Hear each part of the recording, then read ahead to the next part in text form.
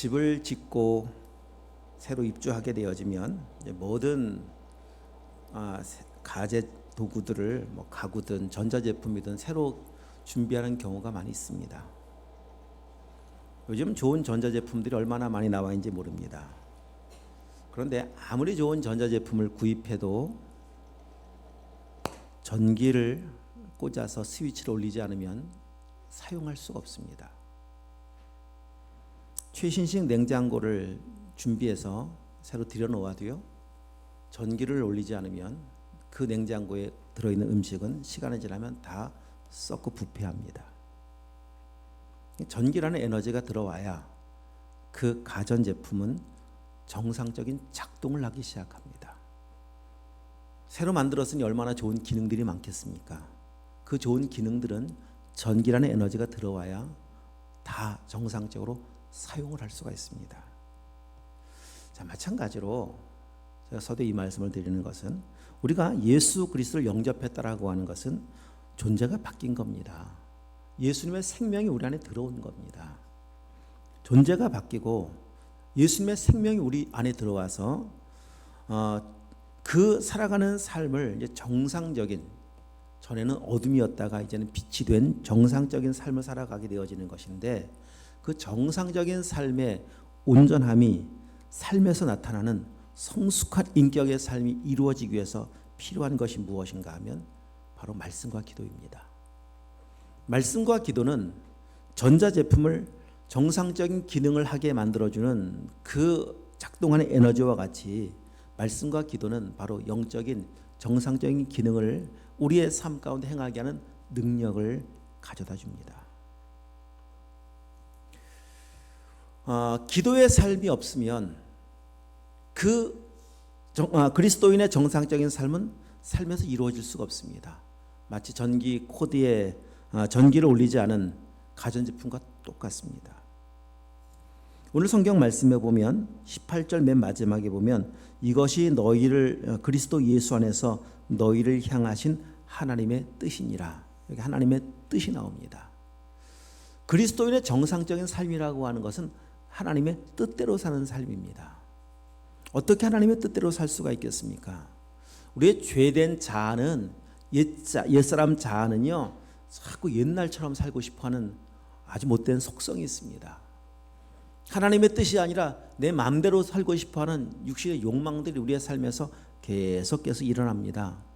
그것을 우리의 힘으로는 억누를 수 있는 방법이 없습니다. 하나님께서 은혜를 주셔야만 우리는 그것에서 이겨 승리하여 육신의 정욕과 자아에서 승리하여 하나님의 뜻이 우리의 삶 가운데 이루어지는 삶을 살아갈 수가 있습니다. 그래서 기도는 반드시 필요합니다.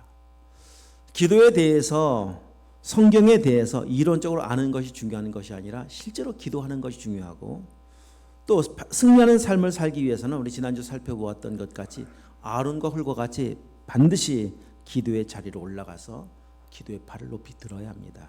그래야만 승리할 수 있습니다. 우리 지난주 내용을 조금 더 보충한다면, 자, 아말렉은 약한 자를 공격했다고 말씀드렸습니다.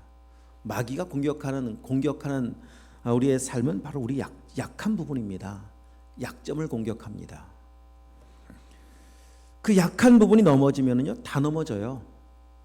약점을 보완하지 못하면 절대 승리를 못합니다. 운동하는 운동 경기도 그렇지 않습니까? 약점을 보완하지 않는 한 절대 승리는 못합니다. 그러면 내가 뭐가 약할까? 역시 우리 지난주에 산꼭대기 올라가서 기도하더라. 산꼭대기는 영적인 고지입니다. 아래가 내려다 보이는 것입니다. 그곳에 올라가 보아야 아래가 보이고 전쟁터의 현장이 보이는 것 같이, 하나님의 은혜의 자리에 영적인 고지를 점령해 보아야 내 약점이 무엇인가를 압니다. 맞아, 내가 이것이 약점이지. 약점이 뭔가 알아야 하나님의 은혜를 구하지 않겠습니까? 하나님, 제가 이런 약점이 있습니다. 저를 도와주시옵소서. 이런 부족함이 있습니다. 저를 불쌍히 여겨주시옵소서. 참 제 힘으로 이길 방법이 없습니다. 하나님 은혜를 허락해 주시옵소서. 은혜를 구하지 않겠습니까? 여러분, 그렇게 기도하셔야 합니다. 또한 아론과 훌이 모세 옆에 함께 기도의 팔을 붙잡아 주었습니다. 함께입니다. 함께 기도해야 합니다. 출애굽기 17장 12절 말씀해 보면요, 모세의 팔이 피곤함에 이런 말씀이 나와 있거든요. 피곤하니까 내려와요. 모세가 뭐 인간적인 연약함이 있지 않습니까? 그도 피곤합니다. 피곤한 사람입니다. 피곤함을 느끼는 사람입니다. 그래서 팔이 내려오고 싶지 않은데 이게 뭐 내 힘으로 안 되지 않습니까? 내리고 싶어 내리는 게 아닙니다. 나는 계속 팔을 들고 싶은데, 여러분 얼마나 팔을 한번 들고 있다면 얼마만큼 들 수 있을 거라고 생각하십니까? 1시간 들 거라고 생각하세요? 못 들잖아요. 내려오면 저기 눈에 보여지는 저 현장에서는 분명히 패배하는 걸 알고 있어서 내려오면 안 되는데, 이 팔 내리면 안 되는데도 불구하고 그냥 어떻게 하겠습니까? 내려오는데 어떻게 하겠습니까? 근데 옆에서 팔을 붙잡아 주는 거예요. 이게 신앙생활의 원리입니다. 함께입니다. 승리하기 위해서는 함께 연합해야 합니다. 함께 동역해야 합니다. 팔을 붙잡아 줄 사람이 필요합니다. 위대한 설교자 스펄전 목사님에게 한 제자가 질문을 했습니다. 목사님, 어떻게 그렇게 귀하고 영향력 있는 사명을 감당할 수가 있으셨습니까? 라고 묻자 아무 말 하지 않고 조용히 그 제자를 그 교회 지하실로 이렇게 데리고 안내했습니다. 그 지하실에 가보니까 기도실에 불철주야 기도하시는 권사님 2분이 계셨습니다. 그리고 소개했습니다. 저분들 때문입니다. 내가 이렇게 사명을 감당할 수 있었던 것은 저분의 기도의 힘, 저렇게 늘 기도하시는 분들의 기도의 힘이었었지 제가 한 것은 아무것도 없습니다. 여러분, 독불장군 없습니다. 서로를 위해서 기도하는 기도의 동역자가 필요합니다. 저는 안 그렇겠습니까? 저도 마찬가지입니다. 기도하시는 분들의 도움이 얼마나 큰 힘이 되는지 모릅니다. 새벽 기도하려고 제가 일찍 와서 이곳에 딱 앉아서 이제 음악을 켜놓고 기다리죠. 그러면은 이 지하를 걸어서 뚜벅뚜벅 내려오는 분들의 발자국 소리가 들려와요. 그러면 그 소리가 들리면 막 힘이 생기기 시작합니다. 또 기도하러 오시는구나. 또 기도하러 오시는구나. 어느 날은 이렇게 일어났는데, 시간이 돼서 딱 일어났는데 그냥 휙 했다고 생각해 보십시오. 그냥 마음이 훅 주저앉습니다. 저에게도 동역자가 필요하고요. 우리 모두 다 약한 존재들 아닙니까? 누군가 옆에서 기도의 팔을 붙잡아주고 누군가 옆에서 함께 기도할 때, 여러분 그 기도의 힘이 우리를 살리는 것이고 교회를 살리는 것이고, 그 기도할 때, 함께 기도할 때 가정이 사는 거 아니겠습니까? 다니엘 기도회를 하면서 우리가 늘 영상으로 그 기도 안내해주고 인도해주시는 그 교회를 계속 보잖아요. 참 빈자리 하나 없을 만큼 꽉 채워져서 함께 찬양하고 함께 기도할 때, 우리는 막 그 현장에는 가 있지 않지만 참 그 현장에 있으면 얼마나 그냥 그 기도의 그 동력의 그 열정이 막 느껴지겠습니까? 안 나오던 기도도 막 나올 것 같아요. 입을 꼭 다물고 있던 사람들도 그곳에 가서 찬송을 부르면은요, 막 찬송이 막 열릴 것 같은 생각이 들지 않습니까? 여러분, 우리도 함께 좀 모여서 이렇게 기도하고 찬송하고 예배해야 되지 않겠습니까? 여러분, 언제까지? 난 너무 바빠요. 난 저는 그렇게 한가하지 않습니다. 언제까지 그렇게 핑계대면서 기도와 담쌓고 사시겠습니까? 정말 오늘이라도, 제가 예전에 우리 다니엘 기도를 몇 년도부터 했는지 2017, 18년도 몇 년 됐잖아요. 그때는요, 우리 진짜 한 3, 40명 이상 막 모였었어요. 근데 제가 이제 그때 출석부를 쭉 보니까 그때는 아이들도 많이 데리고 와서 기도했었습니다. 뭐 지금은 다 중고등학생 되고 막 그래 됐지만은, 여러분 우리 지금 학생들이 어린 시절, 우리 지금 초등학교 다닐 때 막 다 데리고 와서 함께 기도했잖아요. 여러분, 이제 이 날이라도 뭐 토요일 날, 주일 날 이렇게 좀 쉬는 날이라도 좀 오셔서 좀 기도하십시오. 기도해야 합니다. 함께 기도하면 함께 사는 거예요. 자, 그러면 오늘 본문에서 보시면 언제 기도해야 될 것인가를 알려주고 있습니다. 잘 알고 있는 것 같이 17절 한번 다시 읽어봅니다. 쉬지 말고 기도하라. 자, 이 말씀 속에 어떤 의미가 함께 담겨 있는가 하면, 우리는 우리 손가락 하나도 내 힘으로 움직일 수 없는 연약한 존재라고 하는 사실, 이 말씀 속에 담고 있습니다. 왜 쉬지 말고 기도해야 합니까? 나는 그렇게 연약하기 때문입니다. 하나님이 도와주지 않고는 아무것도 할 수 없습니다. 정말 손가락 하나도 내 힘으로 움직일 수 없는 존재입니다. 여러분, 지금 안 느껴지시죠? 이게 곧 느껴질 때가 온다니까요.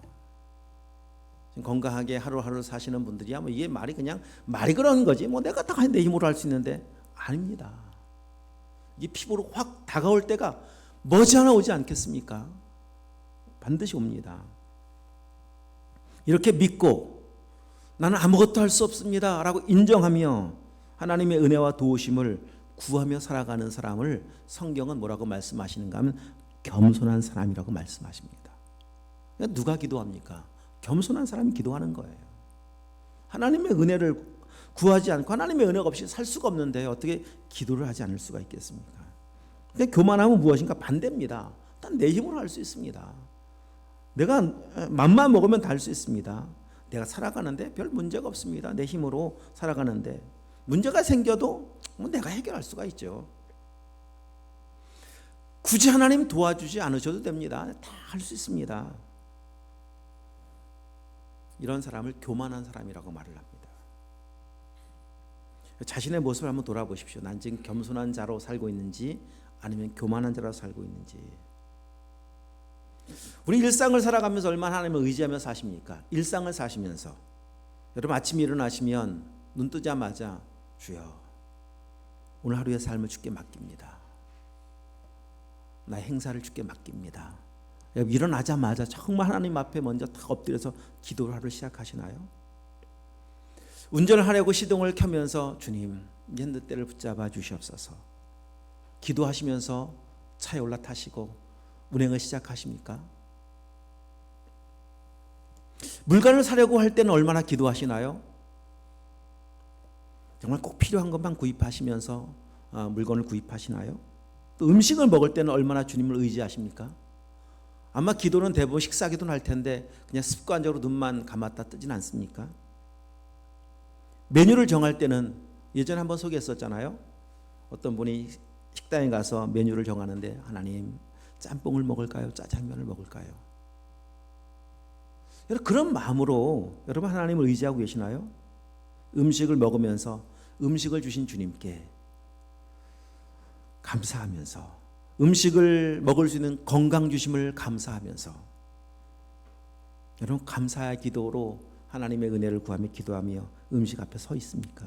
길을 걸어가면서는요 하나님 이 길이 주님과 동행하는 길이 되게 하옵소서. 그렇게 길을 걸어가시면서 기도하시면서 걸어가십니까? 입을 열어 말할 때는요 눈을 열어 볼 때는요 얼마나 기도하십니까? 오늘 우리가 불렀던 찬송과 같이 오늘 집을 나서기 전 기도했나요? 자 오늘 주일 아닙니까? 주일날 교회 나오시면서 기도하셨습니까? 오늘 받을 은혜를 위해서 기도하시면서 나오셨습니까? 교회에서 이런저런 사역을 하면서 기도하시면서 일하시고 계십니까? 여러분 질문 한번 드려볼게요. 주님의 일을 하면서 기도하지 않고 하나님의 도우심을 구하지 않고 하나님의 일을 할 수 있을까요? 속으로만 대답하셔도 돼요. 겉으로 안 하셔도 됩니다. 또 질문합니다. 자 그렇게 기도하지 않고 하나님의 은혜와 도우심을 구하지 않고 사역하는데 하나님의 능력이 나타날 수 있을까요?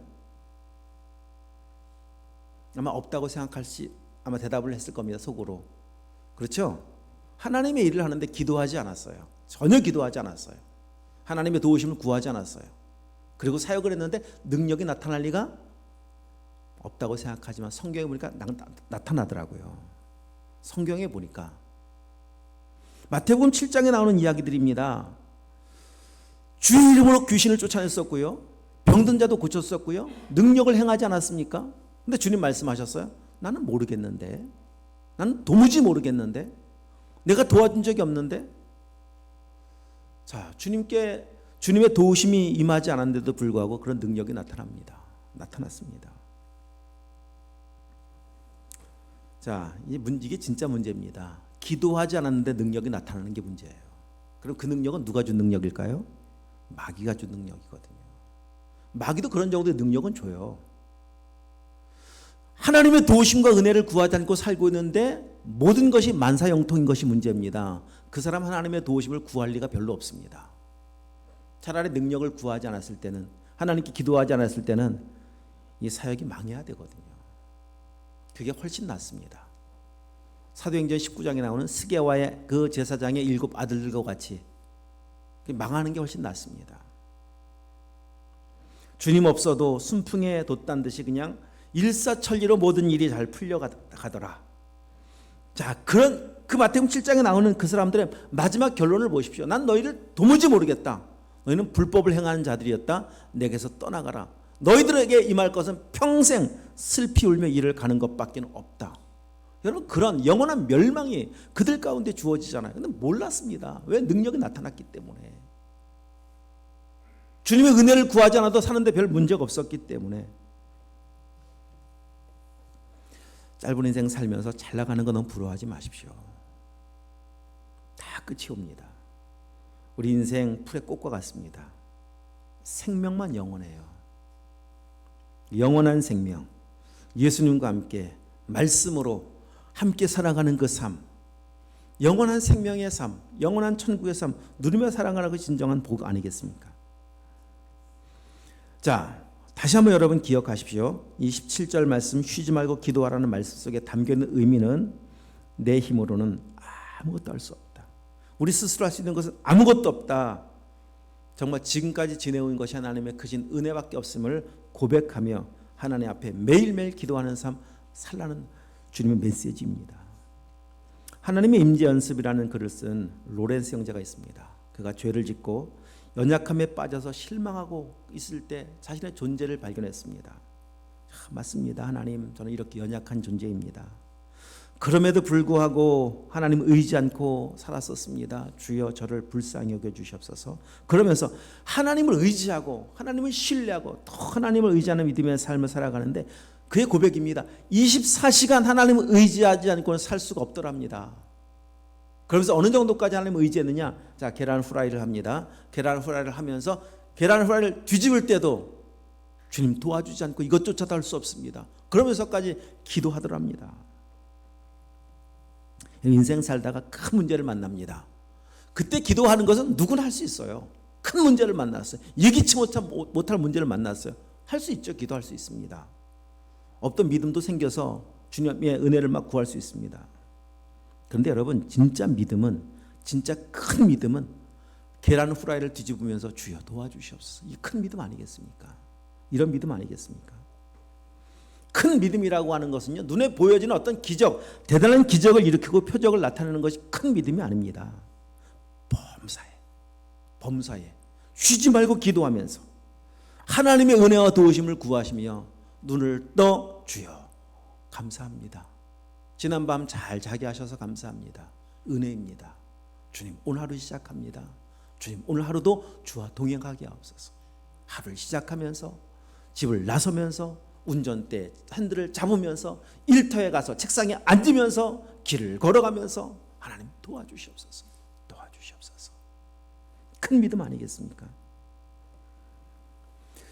성경이 말씀하고 계신 큰 믿음, 뜻밖의 예수님께서 말씀하셨던 한 여인이 소개가 되고 있는데 그 여인은 정통 유대인도 아닙니다. 이방인입니다. 시돈 사람입니다.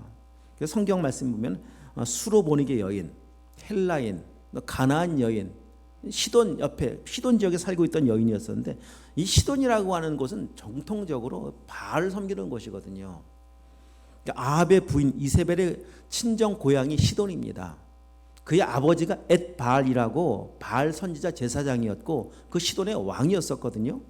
근데 그 여인이 이세벨이 아합에게로 와서 이제 결혼을 하면서 나라를 아주 완전히 어지럽히게 되어지는데 하여튼 그 수로보니게 여인은 그 땅의 사람입니다. 근데 그 여인이 예수를 찾아와요. 찾아온 이유는 지금 자신의 딸이 귀신 들려서 지금 큰 고통 가운데 있어요. 아주 흉악한 귀신이라고 말씀하고 있어요. 흉악한 귀신 들렸습니다. 불쌍히 여겨 주시옵소서. 자, 그러자 그 부분 한번 가보도록 하십시오. 마태복음 15장 한번 가보시죠. 마태복음 15장, 마가복음 7장에 소개하고 있는데, 자, 마태복음 15장 말씀에 가보시면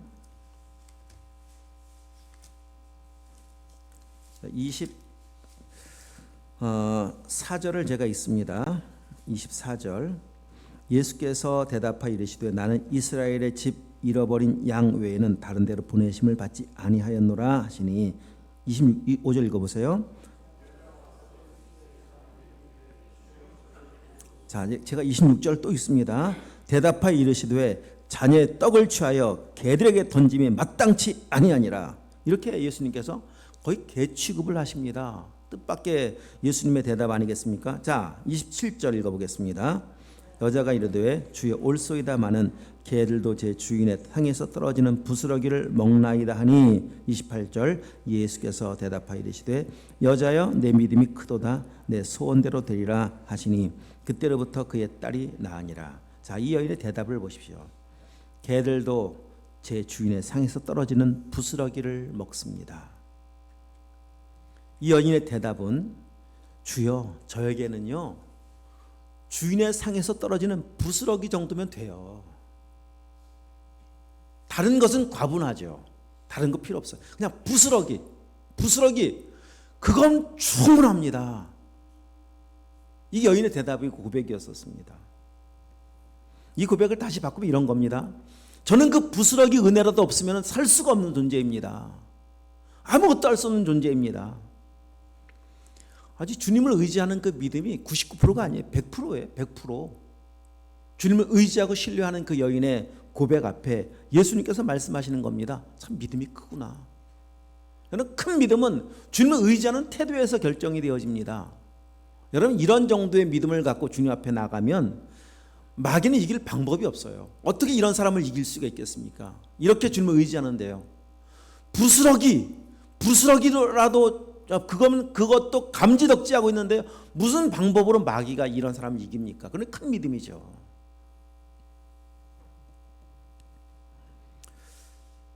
주님 앞에 우리의 삶이 이런 정도의 믿음으로 세워지길 소망하는 것이 주님의 뜻 아니겠습니까? 이 큰 믿음의 모습. 마귀는요 지금도 삼킬절 찾고 있는데 어떤 사람인지 아십니까? 주님의 손을 놓는 거예요. 이 말을 들었을 때 자존심이 상하면 마귀 공격의 대상이 됩니다. 내가 누군데 나를 이런 정도에 취급하나? 라고 하면 그때부터 시험이 듭니다. 시험은 공격을 받은 거예요. 우리 지난번에도 한번 허드슨 테일러 중국 선교 아버지 소개했었습니다. 역시 그에게도 누군가 이런 질문을 하였습니다. 하나님께서 왜 당신을 사용하셨다고 생각합니까? 거의 스펄전 목사 비슷한 질문이죠. 자, 그 말을 들은 허드슨 테일러가 이렇게 대답을 했다고 합니다. 하나님이 이 지구상에 한순간도 하나님 없이는 아무것도 할 수 없는 사람을 찾다가 저를 발견하셨습니다. 그 말이 무슨 말이겠습니까? 저는 무능하고 연약한 존재입니다. 한순간도, 진짜 한순간도 주님의 은혜가 아니면, 주님의 도우심이 아니면 저는 살 수가 없습니다. 그런 사람을 찾다가 저를 발견했습니다. 자기 한 게 없다는 거예요. 그 말은 저는 하나님 의지한 것밖에 없습니다. 매 순간 하나님의 은혜를 구한 것밖에 없습니다. 하나님 이런 사람 사용하시거든요. 이런 사람을 통해 일하시지 않습니까? 정말 자신이 약하다고 인정하면 그 다음 행동은요, 오늘 본문 말씀 그대로입니다. 쉬지 말고 기도하는 거예요. 기도를 쉴 수가 없어요. 아니 약한데 어떻게 하나님의 은혜를 구하지 않아요? 내가 부족한데 어떻게 하나님의 도우심을 구하지 않아요? 내 힘으로 아무것도 할 수 없는데 어떻게 하나님의 은혜를 구하지 않습니까? 우리 시험을 치르는 이제 수험생들 이제 당일이 되면 여러분 얼마나 부모들의 간절한 모습을 봅니까? 그곳에서 예전에 요즘도 그러나 모르겠습니다. 학교 앞에 뭐 엿도 붙여놓고 하루 종일 막 이러면서 기도하면서 주여 도와주시옵소서. 시간 끝났습니다. 이번 시간 문제 참 잘 보게 해주시고 혹시 틀린 걸 고르라는데 맞는 거 고르지 않게 이런 실수도 종종 하잖아요. 하여튼 시험 문제 하나 잘 읽게 해주시고 주여 도와주시옵소서. 천지신명님 비나이다. 여러분 진짜 아침부터 얼마나 그냥 막 간절히 기도합니까? 막 굳이 학교까지는 안 가셔도 막 일하면서 일터에서 우리 막 최은아 집사님 이 손에 잡힐까 모르겠습니다. 도와주시옵소서. 그렇게 기도하시겠죠. 여러분 그게 그날 하루만으로 끝나면서 안 됩니다. 우리 인생이 시험 아닙니까? 우리 인생이 전쟁 아닙니까? 정말 말 그대로 영적으로 사냐 죽느냐의 전쟁을 매일 치르고 있는 거예요. 지금도 우는 사자가 지금 이곳에서 보이지 않지만 삼킬자 찾고 있다니까요. 이런저런 생각으로 이런저런 모습으로 찾아와서 우리를 시험하고 있다니까요. 말씀 한순간 들으시면서도 주님 도와주시옵소서. 도와주시옵소서. 이 마귀의 시험에 넘어지지 않게 하시고 하나님 말씀으로 승리하게 해주시고 주여 도와주시옵소서. 도와주시옵소서. 정말 기도하지 않고 승리할 방법 없습니다. 계속 기도하는 거예요. 매일매일 하나님 앞에 나가서 쉬지 말고 기도할 때 하나님께서는 은혜를 부어주세요.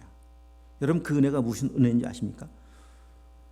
범사에 감사하는 은혜입니다. 항상 기뻐하는 은혜입니다. 그걸 천국이라고 말씀하죠. 천국. 로마서 14장 17절 말씀, 하나님의 나라는 먹고 마시는 환경에 처한 문제가 아니라 오직 성령 안에 있는 의와 평강과 희락, 기쁨이 천국임을 성경이 말씀하고 계시잖아요. 항상 기뻐하는 것이 천국이에요. 천국은 불평 없습니다. 거긴 말 그대로 항상 기뻐합니다. 그냥 범사에 감사하는 것이 천국입니다. 천국인데 불평이 있다, 천국인데 기쁨이 사라졌다, 여러분 천국이 될 수가 없어요. 여러분 그런 천국은 없습니다. 그냥 항상 기뻐하고 범사에 감사해요. 그런데 하나님의 나라가, 주님 원하시는 것은 이 땅의 모든 생애가 다 끝난 뒤에 누리는 천국뿐만 아니라 하나님의 뜻은 이 땅에서 누리는 거잖아요. 이것이 너희를 향하신 하나님의 뜻이니라. 이 땅에 살아가면서, 이 세상은 광야라니까요. 광야의 현실 속에 살고 있지만 몸은 지금 광야의 삶을 터벅터벅 지나가고 있지만 하나님께서 부어주는 은혜는, 생명은, 천국을 누리며 살 수 있는 능력이 바로 생명 안에 주신 은혜 아니겠습니까? 그 은혜를 누리기 위해서 우리에게 필요한 것이 무엇이냐? 기도하라는 거예요. 그래서 이 데살로니가전서 5장 16절 18절의 말씀, 말 그대로 샌드위치처럼 끼어져 있어요. 기도하라는 것이. 기도하면 하나님께서, 물론 기도할 때 환경을 바꿔주신 은혜도 허락하실 때가 있으시죠. 그러나 하나님께 정말 주고 싶어 하시는 은혜는 무엇인가 하면, 환경은 그대로이지만 우리의 존재가 바뀌고 우리 안에 부어진 충만한 은혜로 말미암아 기뻐하는 은혜, 능력의 삶, 이 삶 살게 하시는 거예요. 바뀐 게 없는데도 불구하고 감사해요. 왜? 하나님의 선하신 뜻을 믿기 때문에, 완전하신 하나님의 계획을 믿기 때문에. 이 사람이 진짜 믿음의 사람 아니겠습니까? 성숙한 믿음의 인격을 소유했다라고 하는 건 다른 거 아닙니다. 뭐 말이 알고 모르고 이런 것이 아니라 오늘 말씀에서 보았던 것 같이 그냥 성숙한 인격을 가진 사람은요, 그냥 감사가 그 입에서 늘 나와요. 늘 기쁨이 있어요. 살아가는 삶의 환경은 참 그렇지 않아 보이는데도 불구하고 늘 살아가는 모습을 보면, 태도를 보면 감사와 기쁨이 충만해요. 그걸 성숙함이라고 말을 합니다. 늘 사랑하여 모든 사람을 정말 사랑으로 섬깁니다. 사랑을 고린도전서 13장 말씀에 보면, 사랑의 알파와 오메가, 사랑의 처음과 끝은 오래 참고로 시작해서 모든 것을 견디는 으로 끝나잖아요. 참고 견디는 게 사랑이라고 말씀해 주고 계십니다. 성숙한 사람은 그런 사람이에요. 참아요. 미숙한 사람은 못 참죠. 아주 오래전에 보았던 그 작은 4컷의 그 짧은 만화에 보았던 아주 그 강력한 이미지가 잊혀지지 않아서 제가 다시 한번 이번에 말씀을 준비해서 맞아 사랑을 뭐였었지 막 찾아보았었습니다. 제목이 여러분도 보시면 나와요. 사랑을 팝니다라는 아주 4컷짜리 만화예요. 어떤 남녀가 사랑을 팝니다라고 붙여놓은 상점으로 들어갑니다. 자, 그리고 상점 주인에게 묻습니다. 1년치 사랑이 얼마입니까?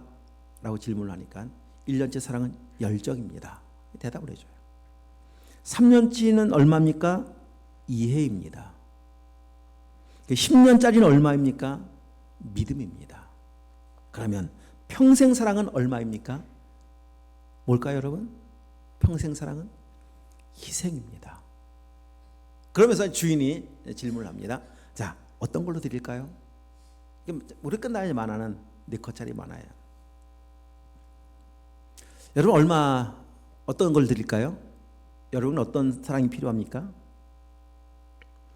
어차피 이 세상 살면서 잠깐 만났다 헤어지는 정도라면은 1년짜리 열정 정도도 살아가는데 별 문제 없을지 모르겠습니다만, 우리 이 세상 삶은 그런 삶이 아니잖아요.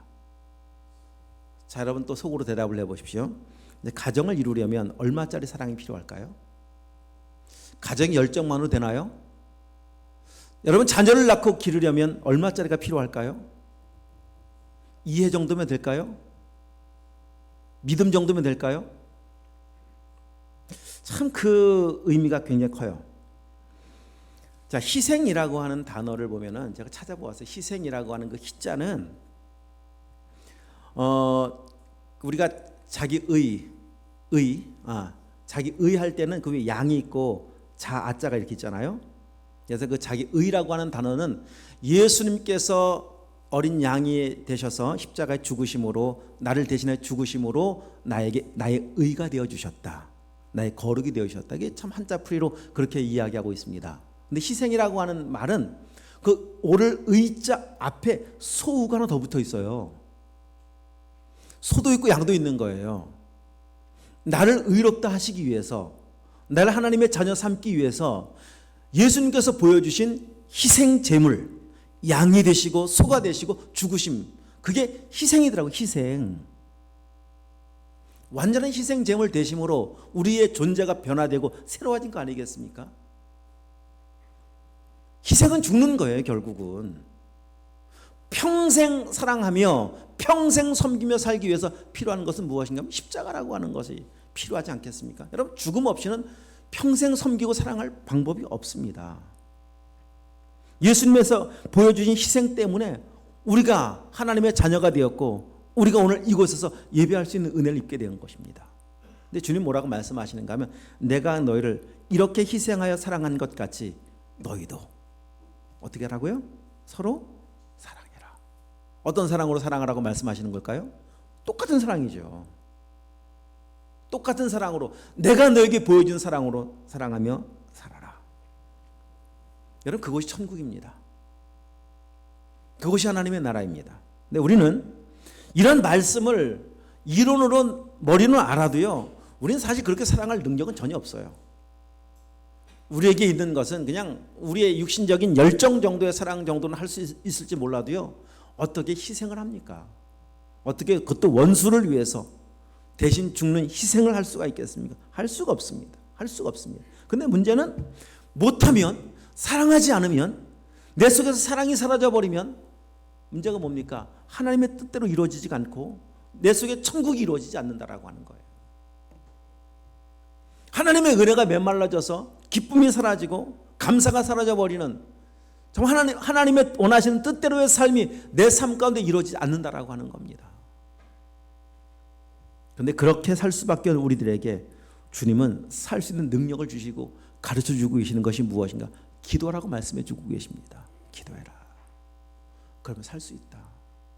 기도하면, 하나님의 은혜가 임하면 예수님께서 보여주신 그 삶, 희생의 사랑, 예수님께서 이 땅에 사셨던 그 삶의 모습, 언제나 기뻐하셨고 언제나 감사하셨던 십자가의 그 길을 걸어가시면서도 기뻐하시면서 감사하시면서, 왜? 하나님의 뜻을 이루는 삶이기 때문에. 나의 죽음이 하나님의 뜻을 이루는 삶이요, 나의 죽음이 사랑하는 영혼들을 살리는 삶이기 때문에 주님 기쁨으로 그 길을 걸어가셨던 그 삶, 우리도 살 수가 있습니다. 여러분, 그 은혜를 구하기 위해서 하나님 앞에 나가셔야 돼요. 기도의 자리로 나가셔야 돼요. 그 은혜가 임할 때까지 정말 기도하셔야 돼요. 우리의 삶에 하나님의 은혜가 임하도록, 그것도 범사에 임하도록, 매일매일 삶이 임하도록, 우리의 가정에서 그 은혜의 삶이, 우리의 일터에서 그 천국의 삶이, 우리가 만나는 일상에 이루어지는 삶의 여러 상황들 앞에서 하나님의 은혜가 내게 임하여서 그것도 감사로 받아들일 줄 아는, 그 기쁨으로 받아들일 줄 아는, 그리고 사랑하며 살 수 있는 삶을 살아가는 것, 이 하나님의 뜻이 이루어지기 위해서 여러분, 오늘 우리 필요한 것이 무엇이겠습니까? 하나님의 은혜를 구하는 방법, 그 방법밖에 없습니다. 우리에게서 나올 수 있는 것은 하나도 없어요. 내가 노력한다고 어느 날 절망이 소망으로 바뀌지 않고요, 원수를 사랑할 수 있는 능력이 내 속에서 나오는 것도 아니고요. 우리 최근에 우리 단일 기도하면서 사랑의 원자탄 손양아 목사님의 손자가 나와서 간증을 했잖아요. 손자니까 손양아 목사님의 친자식을 죽인 그 사람의 아들, 그러니까 자기 아버지는 손양아 목사님이 진짜 아들을 죽인 아버지였었어요.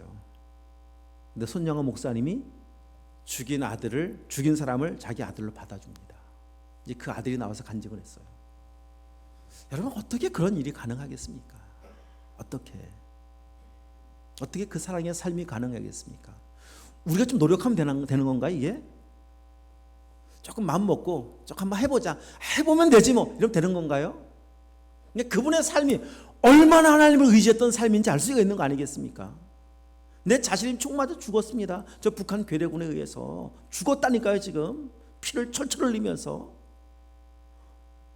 그 아들을 어떻게 아들로 품어요? 그게 주님의 사랑이에요. 그분의 삶의 행동을 통해서, 그분이 살았던 삶을 통해서 이분이 얼마나 쉬지 않고 기도하셨던 분이신지 알 수가 있는 거 아니겠습니까? 열매로 하는 거, 열매로. 나무는 열매를 보면 그 삶이 어떤 삶인지 알 수가 있는 거예요. 얼마나 많은 열매들이 그 이후에 맺혀졌습니까? 우리의 삶도 그렇게 살기 원하시는 것이 하나님의 뜻이세요. 오늘 필요한 게 무엇이냐? 복음을 누릴 수 있는 삶, 하나님의 생명을 누릴 수 있는 삶의 비결은 여러분 기도밖에 없습니다. 기도에 잘 나오셔서 하나님께 주신 은혜 풍성히 누리시고 여러분 천국을 맛보시고 이제 우리를 통해서 하나님 나라가 아름답게 확장되어져 가는 삶의 복된 도구로 쓰임받는 역사가 있기를 축복합니다. 기도하도록 하겠습니다.